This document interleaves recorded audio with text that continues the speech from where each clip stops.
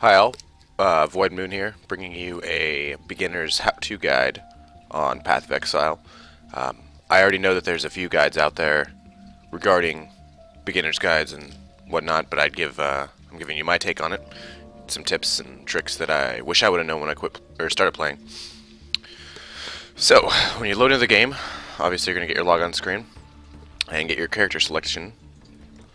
Now, what's different about Path of Exile rather than other ARPGs is every class starts out relatively the same. Some classes might start out with a few different stats, but in the end, it's not going to make a huge amount of difference. So choose what you want. You know, you could, if you really like the way the character looks, then it's not going to make a huge amount of difference which one you pick. But they are going to be slightly different where they start in the passive skill tree. So for this example, I'm going to go ahead and make a witch. They were right to fear me. If only they had listened to their cowardice. Had they not taken my home with fire, I would not have taken their children. By the Now way, I'm banished to a quick Red rundown of which I've heard the classes dark do what. noise, seen the terror in the other In Path of exiles' Exile, eyes. you start out on a To me, passive skill tree, Homeland is like any other. and you have The a elements are my strength-based allies. The dead are class, my a servants. intellect-based class, and a Fear dex-based will be my class. closest friend.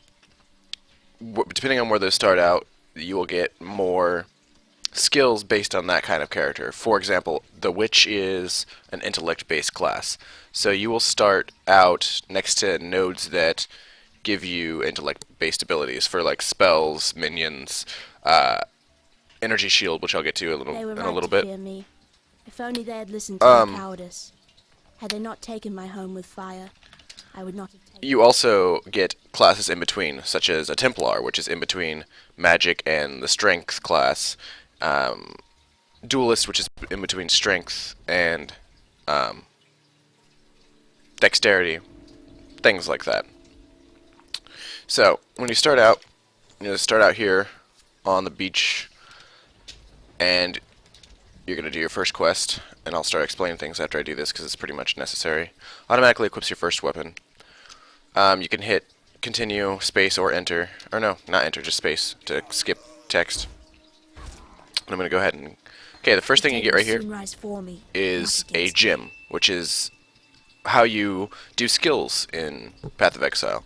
So if you go to your inventory, I don't know the original key binding because I keybind everything, but you could find all your buttons down here. So inventory is right here. I bind mine to tilde. But if you go hit escape, you can go to options, go to keys, and change any of your keybinds that you want. Anyways, back to the gyms here. If you notice in the first weapon you get, depending on what class you are, you'll get different weapons to start out with. Witches start out with you pretty much start out with your signature weapon. So Rangers will start out with a bow, Templars will start out with a scepter, Marauders start out with a club, things like that. So I get started out with a wand. What you do with the wand, okay, so you have three different slots here, red, green, and blue. Red sockets are for strength-based gems, green sockets are for dexterity, and blue are for spells.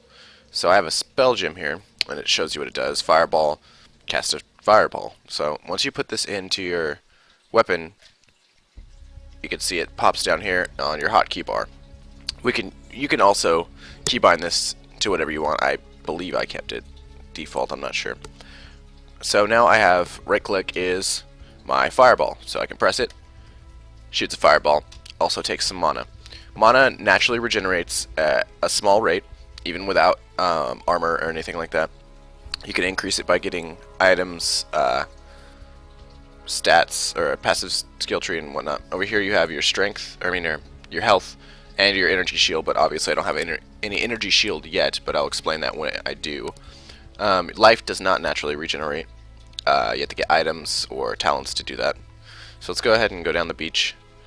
Also, what I do, if you guys like to play like this, I play by pressing a push to move key, which you can click one of your hotkeys and set to move only, and you can then move on that. Right now, it's pretty inconvenient to have a whole skill bar taken up, or a whole skill slot taken up just to move. I'm hoping they change this in open beta or relatively soon afterwards. But for the time being, that's how you will do it. You can skip all this stuff. There's really no point to do it. If you look at my my how to level fast guide, which I will link right up here, you can figure out why I skip this. So first boss is right here, Hillock. You're gonna want to go ahead and kill him. He's pretty easy, moves really slow, so you shouldn't really get hit that much. You can even face tank him a couple times for a couple hits if you need to.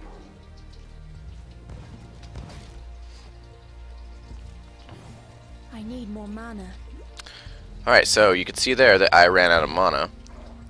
And if you notice down on the bottom left hand side, there is mana potions. The way mana potions work in this game is you can press a mana potion or a health potion or other potions that you get that I will describe later on. They will regenerate your health, your mana, both of them, and can give you other beneficial stats. Everything is over time except for the beneficial stats ones, such as granite flasks, which increase your armor. They regenerate by killing monsters. Once you kill a certain amount of monsters, they will slowly fill back up. You can get bigger ones as you move on, or find them like this. If you find items that, for example, I don't have any gloves equipped here. If I find a glove and I pick it up by normal means, by clicking it, it will automatically equip it for you. So we have our first unidentified item. If you play Diablo 2 or most other ARPGs, you'll understand that most magic items are unidentified. In this game, you get identify scrolls, much like Diablo 2. Just right-click on them and then click on the item you want, and it will identify it. For example, a normal mana flask. Here's the stats. This has a 50% increased regeneration rate. So this one recovers mana over 6 seconds. This one over 4 seconds. And of course, you could just drag them and drop them here into your potion bar, which is as many as you can get so far. So we'll go ahead and hit up the town to complete the quest.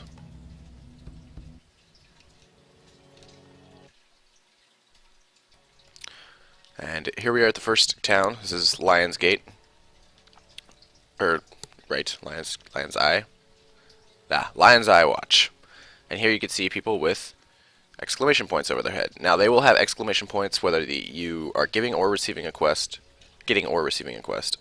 For example, I'm turning in the quest to this. I will get my quest reward, which for any of you having the option to get Freezing Pulse, I would definitely suggest it as one of your first abilities. It's amazing. I'll explain what it does once I get out of here. Go and put that in my bar. That would just make life complicated. Accepting these quests. Now, once you get quests and you don't know what to do, you can go ahead and hit M, which will bring you to your maps. This is all that I found so far, or all I know about, so it won't show up every location until you've found them or have quests regarding them. Right here are the quests that you have. You can click them, and it will show you where you're to go. So for this one, I need to go to Tidal Island, get a medicine chest, get my reward. So you can pretty much see how to do it. Let's see, purchasing items. Nessa can sell and buy. You can buy items and sell them for her. I would always suggest getting a HP ring first. Obviously, I can't because I sold one of my Scrolls of Wisdom, and HP rings cost 3 Scrolls of Wisdom. If you haven't noticed yet, this game does not use gold. It uses currency items only. In fact, I will go on to one of my main characters here, and I will show you what I mean by currency items.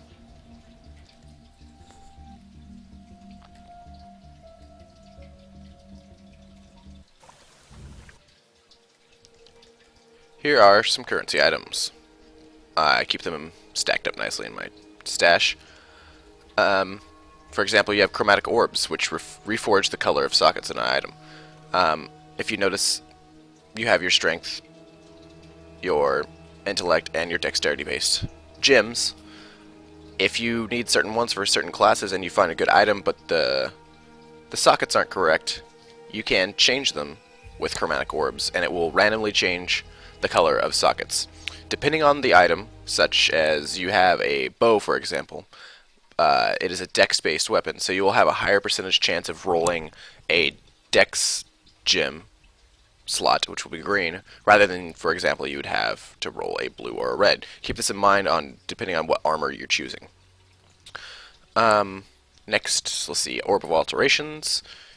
Reforges magic items with new random properties. Upgrades normal items to random properties. You can see that you get these items that will drop, or you could find fragments like this by selling items to vendors.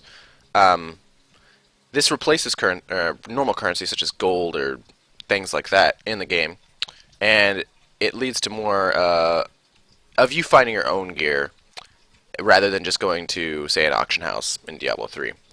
All trading in this game is brought to you over the trade channel in general chat, which can be accessed by coming over to the chat window, clicking this button, or hitting enter, and you can change which chat you're talking to by pressing this button, which will put a different symbol in before what you say, but you will eventually memorize these, so you can go to global or whispers and things like that by just pressing in a simple button. We don't know if this is going to be finalized in open beta or how the channel is exactly going to work. There are going to be some UI tweaks, so we'll find out when that happens. So, on the subject of gems still, we will go into linked gems. As you can notice, all of this character's gems are linked by these little links in between them. What this does is, if you have, say, for example, my helmet, they are linked, but I don't have anything that would necessitate links in them. For example, I have Split Arrow, which shoots arrows, Phase Run, which makes you move faster, and Fire Trap, which is a fire trap. Even though they're linked, they're not getting any bonuses. But if you would look down here on my shoes, I have my main ability, Lightning Arrow, and I have an ability called Lesser Multiple Projectiles. What this does is adds 2 additional projectiles to whatever ability is connected to it via the link. You will have also, you could read the stats. It increases your mana multiplier by whatever abilities it's connected to by 150%, and has other detrimental effects added to it. Anything that is linked together, so any of these that are linked together will have LMP, Lesser Multiple Projectiles. I also have Pierce connected to it, which gives 54% chance of projectiles piercing. So that's how you can buff your gems with support gems that you will find.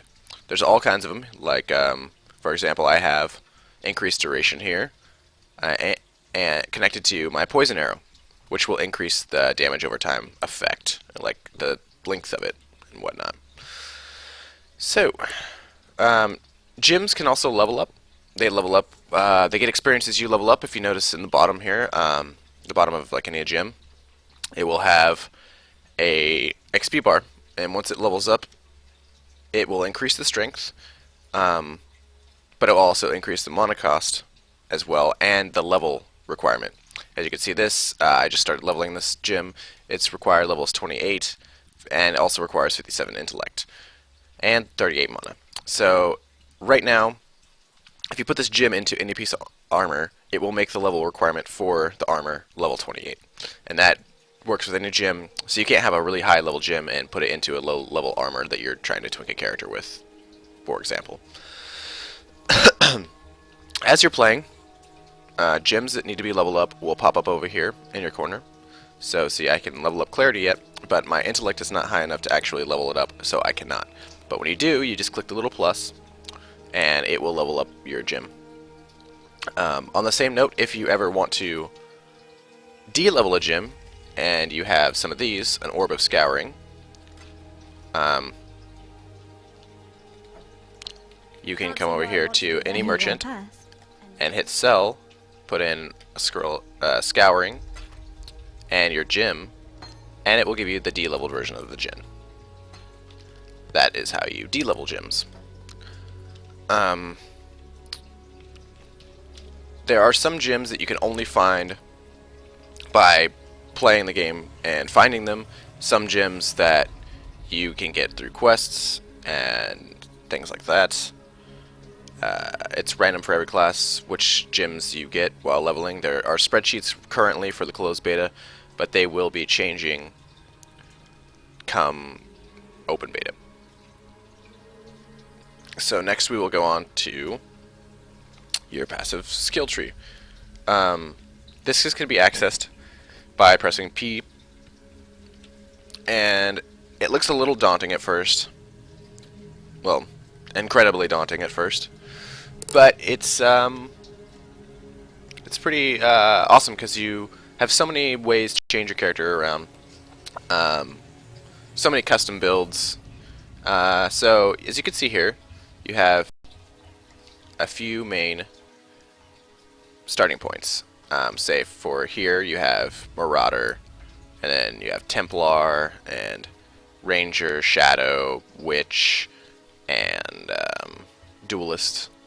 You all start at different points. That is the only difference between the classes. Save your a few starting points differently, such as a Marauder will have a couple more points of strength, Witch will have a couple more points of intellect. Other than that, and your starting point, all the classes are the same in this game. So we can take a look here where Ranger starts out. Now every time you gain a level you'll get a passive skill point, and every time that you complete certain quests you will get a passive skill point. You can add them to get different abilities or different modifiers, so increased attack speed, increased move speeds, increased health pools, stats that so you can equip different weapons. So say my Ranger uses Clarity, which is an intellect ability. I have chosen to get plus 30 intelligence, so I can equip a higher level Clarity, and you also get like mana regeneration and things like that. Currently in closed beta, you want to make your build for around 70 points, which is roughly the point in which most people stop playing their characters. Come closed beta or open beta, we'll find out what our points builds will be. A few interesting passives that I will point out here that a lot of people take. One is Eldritch Battery, and the other is Chaos Inoculation. Eldritch Battery is pretty self-explanatory. Chaos Inoculation right now makes your maximum life 1, makes you immune to chaos damage, and gives you 50% increased energy shield. Chaos damage in this game goes through energy shield, which I guess I haven't explained yet, which I will. So if you look at some piece of my armor here, you'll notice, let me find one that has it. Maybe I don't have any that have energy shield. But some items, there's 3 basic defenses in this game. One is armor, which mitigates damage.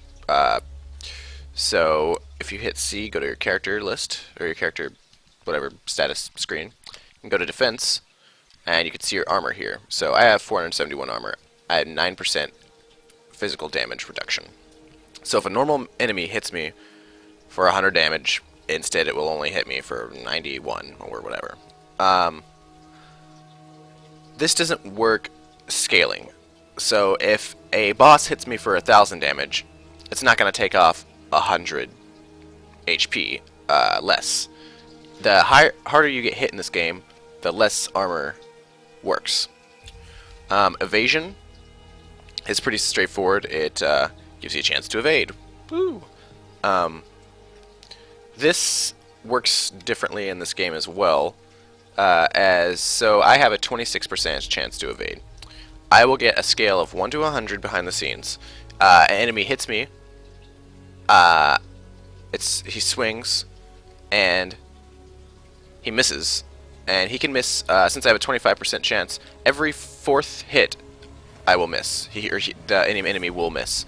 So your percentage is directly based on a stacking amount. It's not you roll a dice every time you get a hit, and you have 26% chance not to get hit. You will get hit, not hit, since I'm 26%. If you were 50% missing, you will get hit twice, or hit once, missed once, hit once, missed once, like that. Energy shield is the intellect-based ability. You can look up here, 5 intellect equals 1% energy shield. You can find a base energy shield on all kinds of armor, shields, etc. What energy shield does is what this blue thing here is, I have 10 energy shield, woo. But you can get high amounts. What it does is instead of lowering your health, it lowers your energy shield first. Your energy shield is slowly replenished after you haven't been hit for a certain amount of time. The time delay can be decreased. The regeneration rate can be increased, etc. The way that another way that you have is blocking. Blocking can be found through shields, and stabs in this game can also block. There's also increased blocking abilities in your skill tree. So you have tons and tons of additional block nodes for all over this place, and they also have staff block nodes down here. And staffs are two-handed weapons. They do a lot of damage, and they have a good chance to block. They're underrated weapon a lot. I like to play with them, but a lot of abilities in this game require you to have certain items equipped. So, like Ground Slam, for example, on a Marauder, well, any class can use it, but you get it right away as a Marauder, requires clubs or staves. Different abilities require different weapons. So yes, back to Chaos Inoculation. You can see that Chaos Inoculation, as it stands right now, max life becomes 1, immune to chaos damage, 50% more energy shield. That will change in the open beta, however, and it will make you not immune to chaos damage. It will make it so all chaos damage is taken from your energy shield, so it's not going to be so potent. But yeah, you can see these big ones, like, are really strong changing abilities, not just stats. Like, this will reduce all your armor and energy shield to 0, but will increase your chance to dodge attacks by 20. Yeah, so that's basically it with your skill tree. I would definitely look around on it a lot before you make any decisions, because you can't just automatically respec. You get respec points. You can get them. I don't know if I have any of the items here. I don't. You can get respec items that will. They're currency, so you can find them on any monsters. Also get them from quests.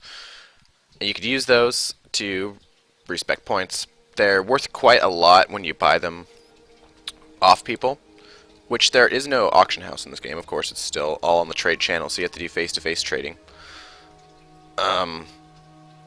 Let's make sure that I went through all the defenses here. One that I didn't was resistances. Resistances are pretty important in this game. They're pretty straightforward. It's a base damage percent negation. Really, I would stress to max these out as fast as you can when you get to the higher difficulties. There are also passives that increase your resistances and things like that. You also have HP regen, mono regen, move speed increase, which is going to change. A lot of people right now use an ability called Phase Run, which just is an ability that makes you run faster, pretty much. They're replacing this with a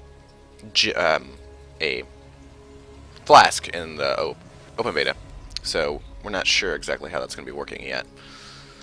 Offense, you have pretty much everything is really straightforward. Some things that aren't straightforward, if you're using abilities such as, I use Lightning Arrow, which does lightning damage with an arrow. Woo! Well, this is based off magical damage.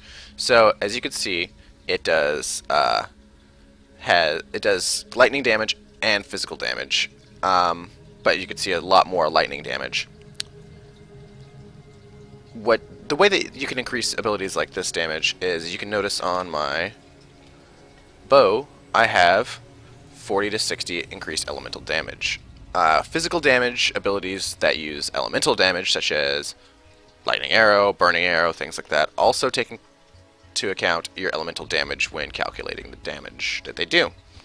So, for this example, my elemental damage would also be added to my lightning arrow.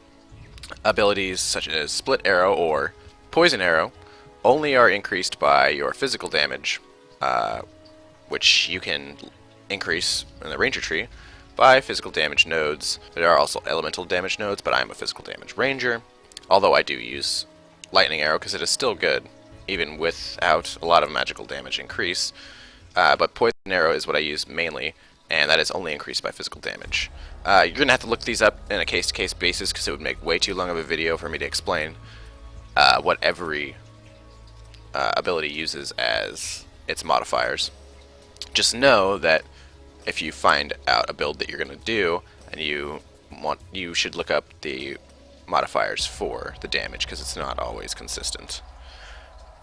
Block in this game, by the way, works very straightforward. If you have a 25% chance to block, it will block all the damage if you succeed the roll. But you also get a stun. If a monster was to critically attack you, but instead is blocked, you will be stunned for a second. You can decrease this time that you're stunned by getting block recovery nodes in your passive skill tree. Okay, I should go on to resetting instances. So, say I'm here, and I've cleared this entire area, and I want to run it again. Because there are some areas, if you look at my how to level fast guide, which is right up here again, you will run the same area a lot of times because there's densely packed areas of monsters that are more HP or more XP efficient per hour than other areas. So if you want to reset an area, all you have to do is click on the transfer area, hold control and click, and you can, well, this is different because it is a town, but if I want to go to Old Fields, it will have the players' names that are in it, or you can click new, which will make a new instance. Instances last for about 8 to 15 minutes depending on the size of them, and then they automatically disappear. If you put a portal down and you take a town portal to town, which I guess I should explain that as well, but town portals will only last for the duration of the instance, and then they will disappear. So don't put down a town portal, go to town, and go AFK and expect to come back, because it will be gone. Town portals are obviously items that you find, click them, they make a town portal. Woo, just like every other game. Difference in this game is that once you click your town portal and you're back in town, all your flasks are refilled. So if you're fighting bosses, I would always suggest to put down a town portal and use it once your flasks are down or you're about to die, or things like that. The boss won't regenerate its health or mana so far, as it stands in closed beta right now. So you can keep doing this ad infinitum to refill your flasks and help you fight bosses. And let's see if there's anything I have missed, really. Can't see why I'd want to do that here. Totems. Totems in this game. I actually use a totem. Most people use spell totem with a variety of different abilities, mainly fork, or as they call it, spork totem, because they use a fork ability with spark. I use,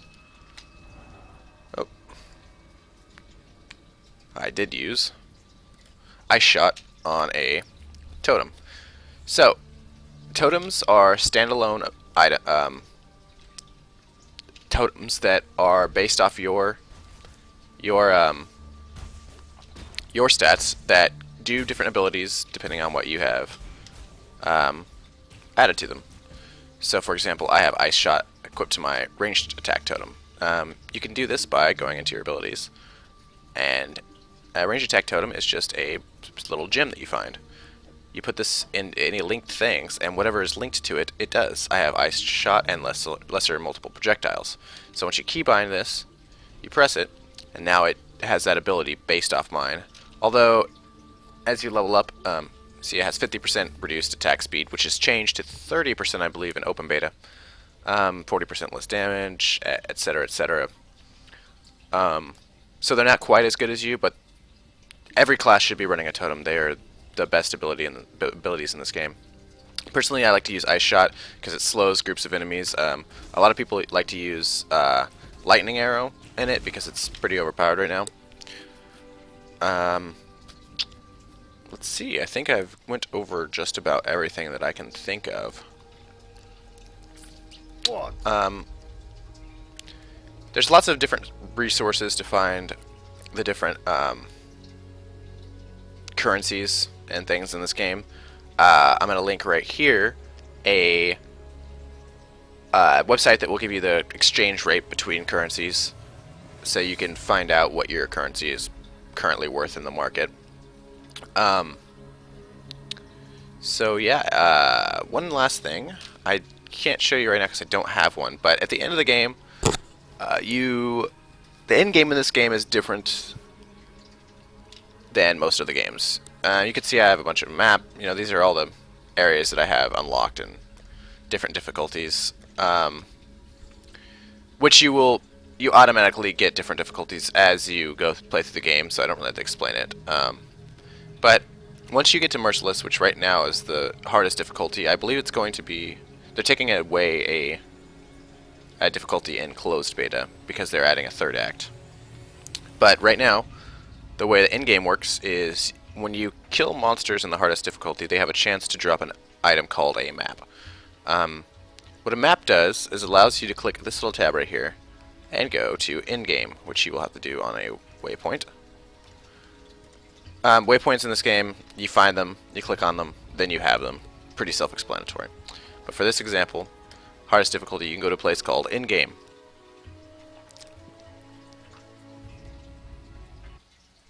Now what in-game is a little device here. You click and you drag over a portal, or a map, which you find off normal monsters. And it will open 6 portals around this room, and you can go in them and fight the map monsters, which are higher difficulty and have different mods and things like that. You can find all kinds of guides to them and things like that. I'll probably do one, so there's no real point of getting into that, but that is the basic end game in this game. I thought I would throw that out there. And I think that's all the basics of this game of how to play.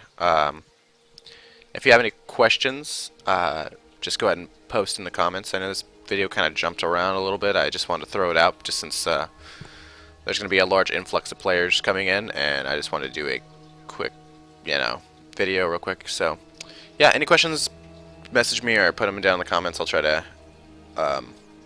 answer them as I go through. And if you want any live answers, I'm always over at twitch.tv/void_moon, and I usually answer any questions that people ask me there, and you probably will be no exception. So yeah, good luck. Open beta's in 2 days, so hope to